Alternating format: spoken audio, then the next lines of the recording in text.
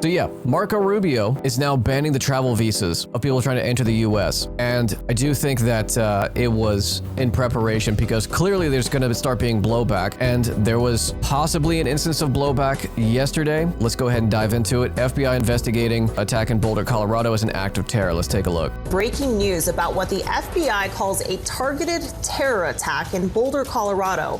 Police say the call came in as a man setting people on fire. The victims, according to the local Jewish community, were walkers raising awareness for the Israeli hostages in Gaza. This is all happening in downtown Boulder in a shopping area, usually a busy one, called Pearl Street Mall. Police say they have a suspect in custody at the hospital. They just held a news conference.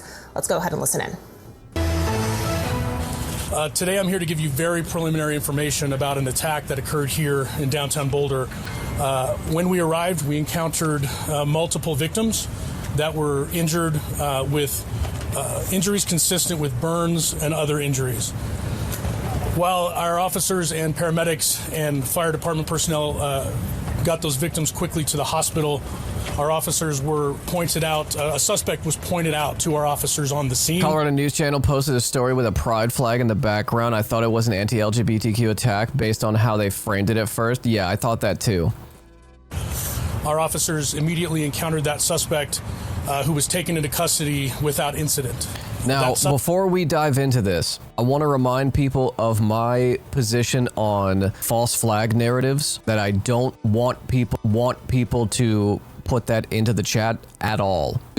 Sometimes people are just crazy, and sometimes people are ideologically driven, and yes, sometimes there can be, false flags. But I don't want people to put that out in the ether. I don't want that to be like in this chat, okay? Suspect, who I'm not able to ID at this time, was taken to the hospital with some minor injuries as well. And there's a lot more we're investigating right now before I'm able to release information on that person. This shit is so stupid to do and does nothing for Palestine except hurt the movement. You can't one guy a genocide with violence. While, yes, I do agree with this, you can't one guy a genocide with violence. While I do agree with that, this incident is not hurting the Palestine movement. Jailing people who are mediators, who are media liaisons, people who are involved in the in anti-genocide protests, people who are writing op-eds, that harms the Palestine movement because it causes a chilling effect. This does not harm the Palestine movement. If anything, this is going to make people more aware of the state apparatus to protect Israel, because the state is going to, as you're going to see today, because now it's Monday and all the primetime coverage is going to happen of this. The state's going to show that it will go above and beyond and way too far. It will have completely disproportionate reaction to this act. That's what hurts the Palestine movement. So I've been in contact with our local FBI multiple times. We are in contact with them here. We are not calling it a terror attack at this point. Again, it's way too early to speculate. That's important right there, that the police chief is not calling it a terror attack. That's why I don't have it listed as that in my post.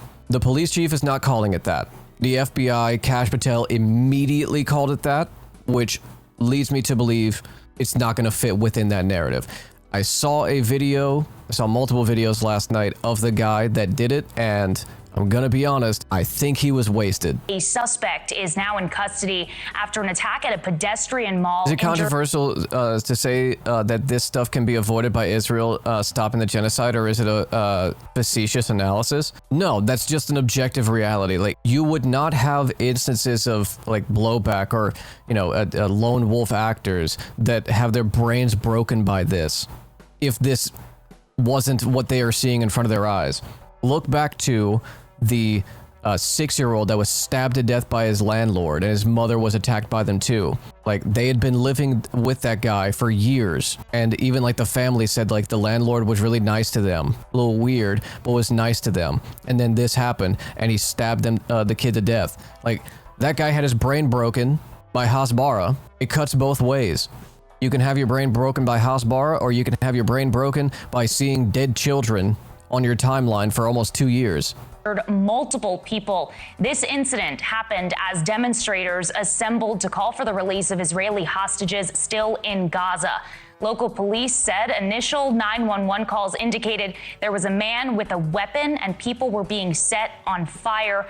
Witnesses said they saw the same. We have this brand new video just into our newsroom of what appears to be a suspect being taken into custody. You can see water on the ground that appears to have been poured on some of the people potentially set on fire in this incident. We know the FBI is on the scene. They are now investigating this. Good evening, Brooke. What a tragedy.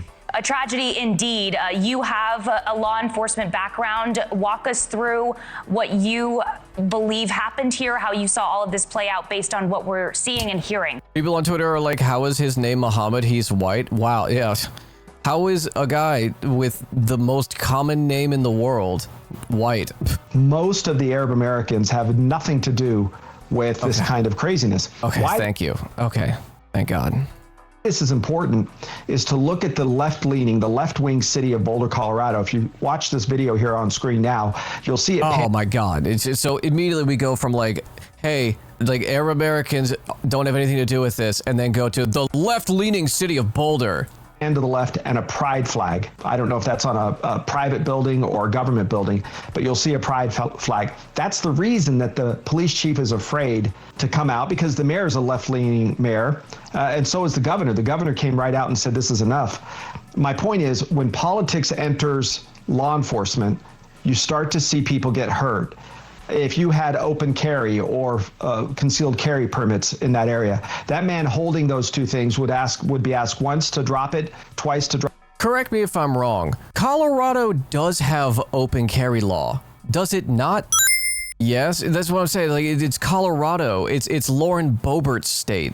Colorado Governor Jared Polis reacting to the terrifying scene after a man in Boulder, Colorado, set multiple people on fire at a Jewish community event. To the right on the ground near the hoses? That? Polis reacting to the terrifying scene after a man in Boulder, Colorado, set multiple people on fire at a Jewish community event. It was a weekly gathering to support Israeli hostages in Gaza. Witnesses are reporting that the subject used a makeshift flamethrower and threw an incendiary device into the crowd. According to the FBI, the man yelled "Free Palestine" during the attack. It is clear that this is a targeted... Like, I haven't seen, like, God damn it. It would be nice to have a video of that. People are filming all over the place. Is there a video of him screaming that, or are we just saying things? ...of violence, and the FBI is investigating this as an act of terrorism. We're seeing what appears to be people answering the call from multiple platforms from foreign terrorist organizations, calling on people to act alone on U.S. soil against... So that's it from foreign organizations. Source, point out one, anything, sir, please? Are you going to point out something like specific? Public events with rudimentary tools, and we're seeing them remain on the scene apparently to underscore that message and that motive.